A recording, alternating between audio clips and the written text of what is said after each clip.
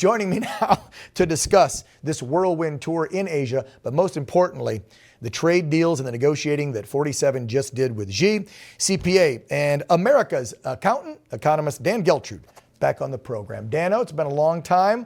Man, from an economic standpoint, when you see what Trump has been doing this first 9.5 months in office, right, with hammering the tariffs back in, March, April, everybody freaking out, the markets went a little nutty for a couple days, to today, you're the economist. What do you make of all this? Because just 2 days ago, Trump said he wasn't going to meet with Xi till January, and then he popped a meeting and he got some concessions here.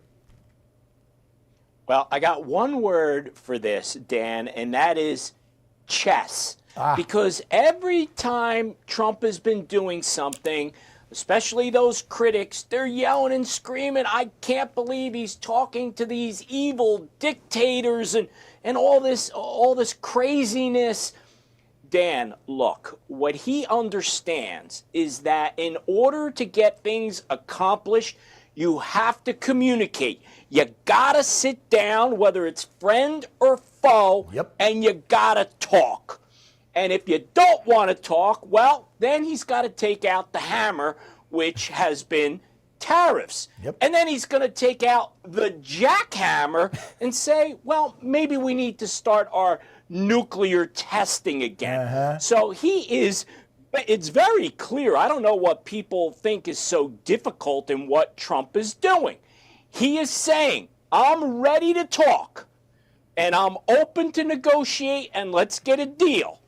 But if not, then you're going to have to pay the consequences in tariffs and other things. Yes, it's the acronym that he loves so much. You know the acronym. It's got some F's, an A, and an O in it. He loves that acronym, and that's what he's proving. You want to mess with the good old US of A, Trump will show you that's a bad idea. I also feel like, and we'll get back to the economy, but I just want to go off on that nuke thing you said, pardon the pun. I feel like it's not only in response before he walked into the meeting with Xi, but because the day before, they had announced that China was doing testing on their nuke torpedo, that thing called the Poseidon, Russia. And so I have a feeling he was sending a bigger message even to Russia, since he can't get Putin to the bargaining table to end the Ukraine war. So I think, as you said, he's playing chess, and this was 3D chess, and he literally put that tweet out, that truth out, and was sending a message not only to China, but Russia as well at the same time. Back to the economy. The Fed, I didn't even mention this last night because we had so much other stuff to discuss. The Fed lowered the rate another 0.25% yesterday.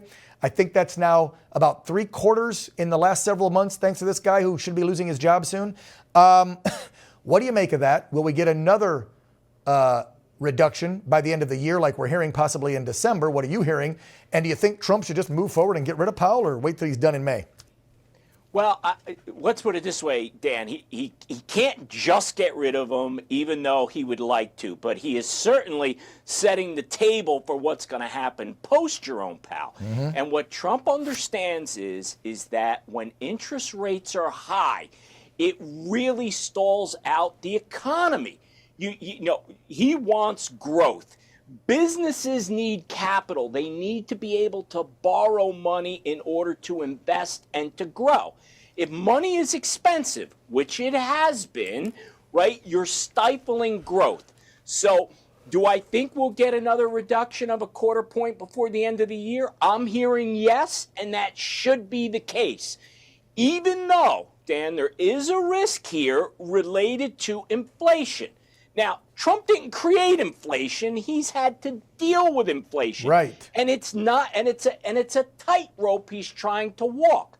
But what he's saying is the most important thing, let's get the economy flowing, let's get people working, and we'll figure out how to deal with inflation. And I think it's the right approach, and hopefully Jerome Powell will finally understand rates must come down. I totally agree with you. While other economists have said it's a bad move and inflation's too high and the debt's too high to reduce rates, no. You're not going to get somebody who owns a small business, medium business, or an American consumer who's got credit card debt, because under Biden, we had the most credit card debt in American history. You're not going to get those folks to expand, to pay off their bills, to buy a new house, to buy a new car, unless the rates are low. Duh. And I'm not an economist. Final one to you. We're on day 30 of this dang shutdown, thanks to Chuck Schumer and the Senate Democrats. How bad is that going to affect the economy if they don't open things back up and get things running? Well, for right now, let's look at the stock market. They don't seem to be too bothered by it, but it's not a good thing, Dan. But what the Democrats are not understanding is that they're actually playing into what Trump has been saying, which is the government's too big and we actually need to cut some fat here.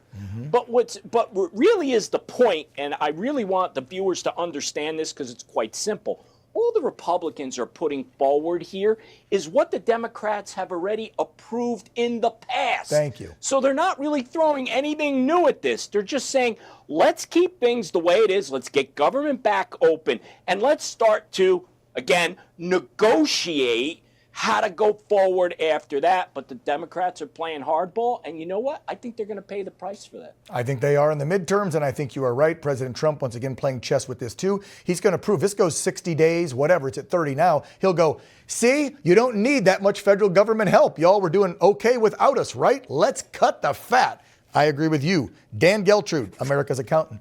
God bless you, bud. Thanks for coming on again. Take care. Thanks, Dan. Yep.